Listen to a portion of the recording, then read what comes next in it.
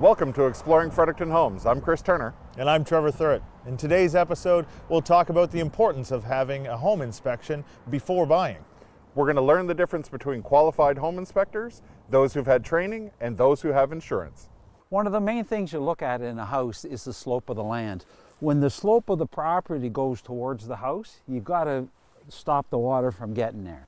So Jean-Paul, how long have you been in the home inspection industry? 14 years. Oh wow, and what made you decide to get into the home inspections? I saw the need. The need was that in home inspection, everybody wants a good inspection. Everybody wants to know what's wrong with the house, right?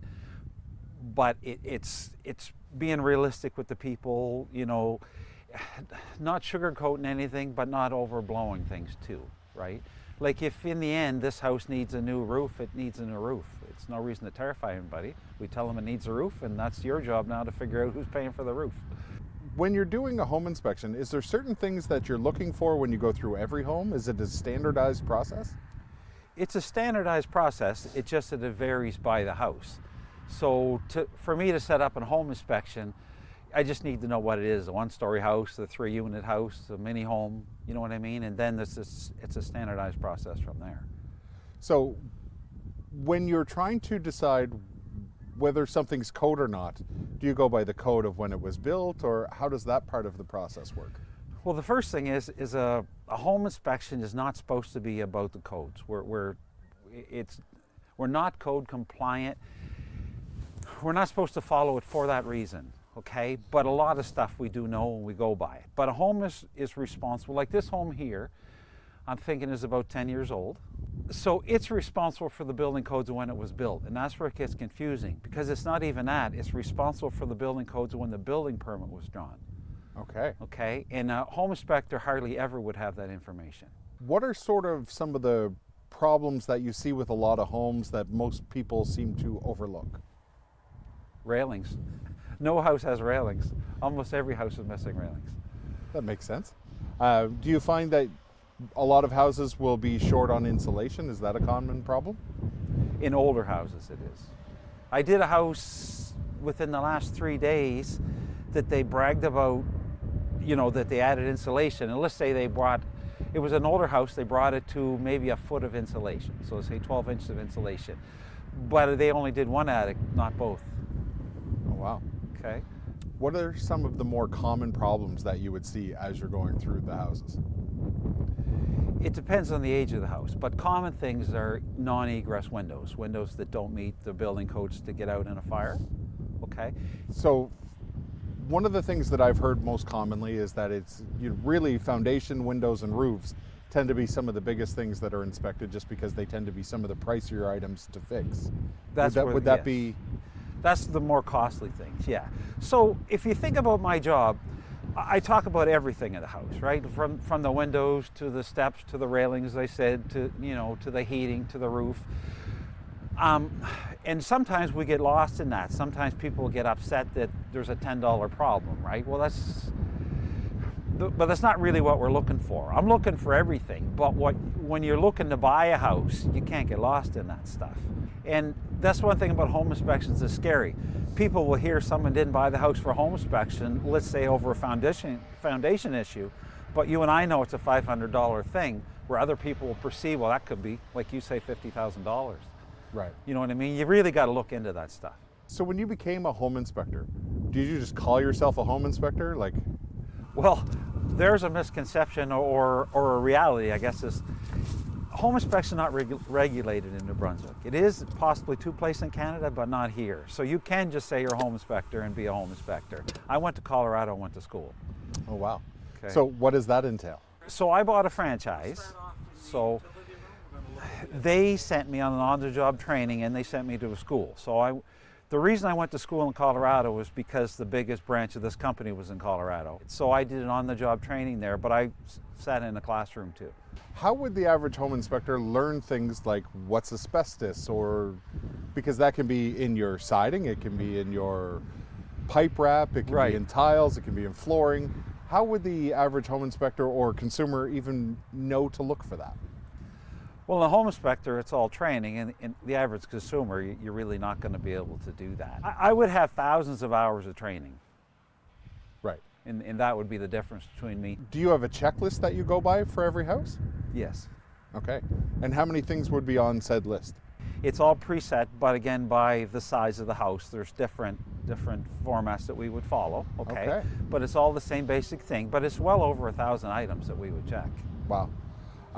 And when somebody, as you say, there can be people who are not home inspectors doing the home inspector job. Is there any sort of repercussions if they do a home inspection and it doesn't come out right versus yourself? Like, I believe you have sort of a 90-day guarantee when you're doing your home Correct. inspections? I do, yes. So how does the difference work? Like, what happens? We'll start with the average home inspection company might not even have insurance because it's not regulated. We don't have to. But I pay $946 a month for insurance. Yes. I think we could safely say that not every company even has it. Right. Okay. But as you said, I have a 90-day warranty on the homes. Okay. But I buy that. Right. So, and then somebody who's just doing it willy-nilly. Now, I know there's been a lot of situations around where somebody says, oh, well, my father's handy. He knows a lot about houses. Right. So how does that sort of relate for you? Like, would you say they should do that, shouldn't do that? How does that look in your eyes? Well, ultimately, when they're bringing in somebody that they know, they're bringing in them because they're their dad or, you know, the guy, he's a plumber. But they're not going to have the thousands of hours of courses, you know, of the education that I've got. I've inspected 5,000 houses. You're not going to find many people that have done that. And so I can kind of see that from the standpoint of, even if they are a specialized electrician, plumber, it might be better to have somebody who's sort of well-versed in a variety of different topics. Is that what you're saying? Correct. In my job, we'd be considered a generalist, where a plumber would be a specialist. They undoubtedly know more about plumbing than I do, but they don't know a lot about all the other stuff. Okay, Chris, we're just going to check for leaks. So through COVID, certainly Yes. that impacted the housing industry, and with the amount of home inspections and buyers needing to make quick offers just to get deals done, how did that impact you? Well, it changed the multi-level, so it decreased the amount of inspections, there's no questions.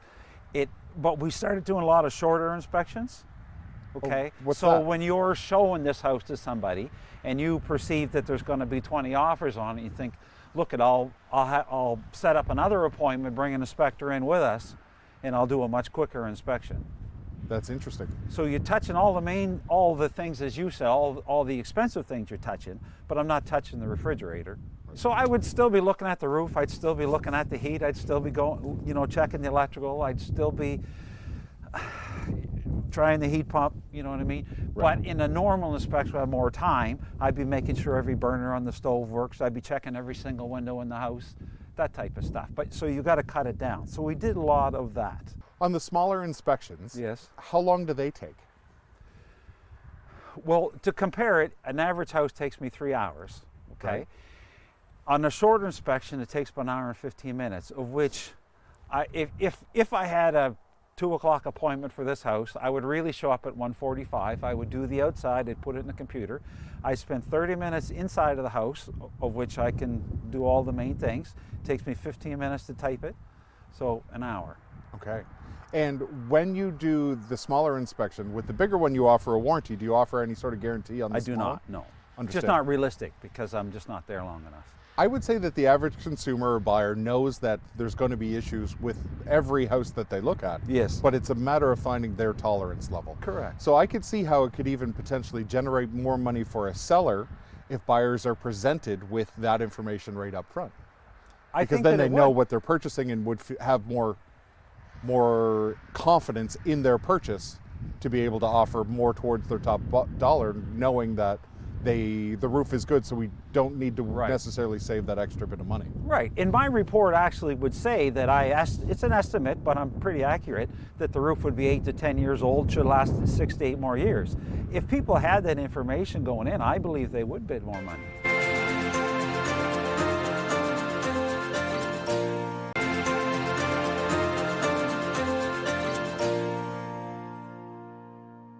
We now return to exploring Fredericton homes.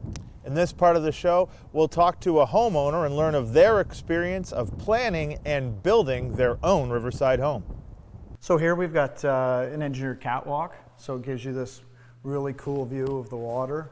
and just this open concept with this custom railing built here. So Steve, thanks for joining me today. Just wanted to talk to you about your beautiful home here, and I understand that you've done a lot of interesting work. So I'd love for you to tell me a bit about how you came to this home, starting with the neighborhood. I absolutely love where you are in town and how close you are to the river. Yeah, thank you, Trevor. This subdivision, I watched it develop right from the get-go, from the ground up, from when the lot was purchased here and the underground went into the farmer's field. And I used to live outside of town, and my wife and I said, you know, if we're going to be in town, it should be a waterfront home, and that's what brought us to the subdivision. Yeah, and we were talking earlier about how close you are to the water. You can throw a rock from your patio out to the water, but not waterfront property officially. Yeah, due to the erosion on the riverbank, it's eroded into the city's easement, so that's taken away the riparian rights to this property. But it being the city and getting along with the city, we're able to, you know, landscape into it, put stairs in, use the water. We keep our kayak and our canoe there, and nice. I got a mooring out. It's the tidal water's actually in front of here, so I keep a mooring in the water and anchor boat out there. So it's not technically riparian rights, but we use it as our own. So. And people might have a concern about being so close to the river. I know that's always a concern with anyone who's buying riverfront property with my clients. So, have you had any concern with the water level or anything like that, or is there anything you've put forward to make sure that, you know, that's not? Well, that's a great question, Trevor, because when we were, all our neighbors have walkout basements, and I said, well, I don't know when the 2072 flood will hit, but so we build on a slab on grade, and we're about 1.5 meters higher than the minimum required to build. So if we do get the great flood at some point, might not be my lifetime, we're 1.5 meters higher than all the neighboring homes. So specifically about the home, you told me that you actually had a lot of, I shouldn't say a lot of input, all the input on the home. We designed this home, from on a napkin, right from ground up. We used a lot of the homes in Edmonton, Alberta as a reference point. City of Fredericton's not really known for postage stamps lots, small lots, and kind of luxury homes. So we just used kind of realestate.ca and was looking at the homes that were for sale out there. And then we saw a lot of like two-story, three-car garage homes that were built on very small lots. And so we used those design cues to kind of come to the foundation of this home, from the large overhangs and all aspects of this home fit on a smaller lot. Yeah. And what are some of the luxury choices that you made when you went into designing the home? I know that one of the things that I found interesting was normally in a big home like this, you would have central air and you would have ducted heat pump throughout, but you chose to not do that. So tell me a bit about that. It does come down to personal preference. My experience with the central air, the ducting, is very hard to regulate as much as they've got as electric dampers, but you got these big trunk lines, dusty ducts. So we went away from that. I like the warmth of heat in floors. What other features would you say you kind of thought out? I remember you talked about functional features. Yeah, and it's a big home, but every aspect of it gets used, from the rec room being on the second floor to the kitchen having, you know, you don't have to go move from your spot when you empty the dishwasher, the double wall oven. It's a, you know, induction cooktop, like everything's right there at the touch of a button. There's no lazy Susan, so what they call this is like a hidden drawer, and that as opposed to a lazy Susan. So no bending over, and everything is right there at your access. You really thought of a lot of functionality when you went into this. And so how did that go during the building process? When you first started, tell me a bit about the process. You said you started from a napkin, but then where does it go from there? Well, that's, again, another good question, because it did start on a napkin, drew it out, because the second floor sits on 3 steel beams and 6 steel columns. It's inset. The eaves are 36 inches versus the traditional 18 inches. And I actually sat with the designer for about 50 hours to ensure all aspects of the build were, and I'm not a designer by any stretch, but we knew what we were looking for, and I sat with them to make sure that those pieces were done. There's 3 7x7 21-foot columns in the great room holding up that wall, all engineered in.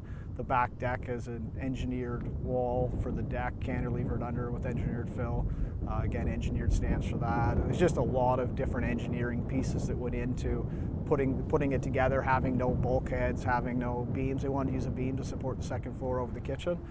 So with such amazing engineering, it's got to be signed off. You can't general contract a place by yourself and just be left to your own measures, I'm sure. Yeah, so right tell me a bit about that process. Yeah, sure, Trevor. Right from the get-go, like the city has to approve the plan, you know, so you get the engineered drawings and they approve it, and then on each aspect from back, like so when you put your concrete in, then before you backfill it, the inspector will come out, and then once you put your frame up, before you can close anything in, the building inspector from the city will have to inspect it. And then you rough in plumbing and electrical, and there's actually a plumbing inspector and then an electrical inspector, and they have to sign off on it. You know, so all along the way, and then you can close it in, and then once the final electrical and plumbing's done, another inspector comes back and does those 2 reviews, and then once you've got it done, you get a final building inspection. So tell me a bit about some of your favorite spots in the house. Probably 2. One would be the great room. It has the linear fireplace, so it's nice to sit back with the propane fireplace, keeping you warm at night. And the second would definitely have to be the sunken deck on the second floor. So right off the master is an engineered deck that's covered by the roof line. And we had that engineered and waterproofed, so we have a hot tub on the second floor. Right. So technically the hot tub sits above the kitchen table. So, you know, you can sit in there with a glass of wine and, you know, watch the sunset, or, you know, a snowy day, be in there, and it's just a beautiful spot.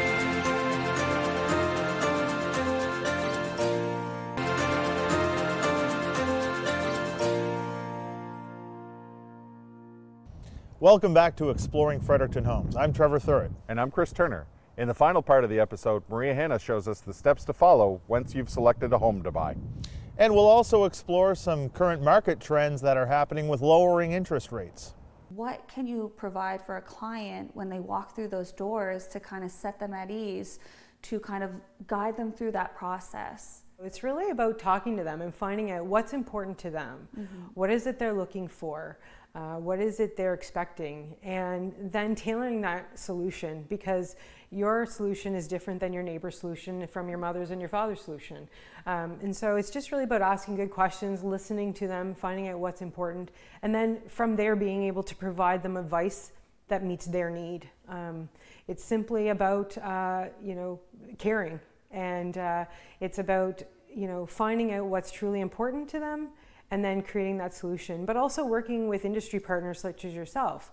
We want to make sure that when we're working with that client, we not only help them, figure out what they can afford, and sometimes they can't afford the way it is currently. So how do the mortgage rates impact the purchasing power? So we are currently in a lower rate environment, which is excellent.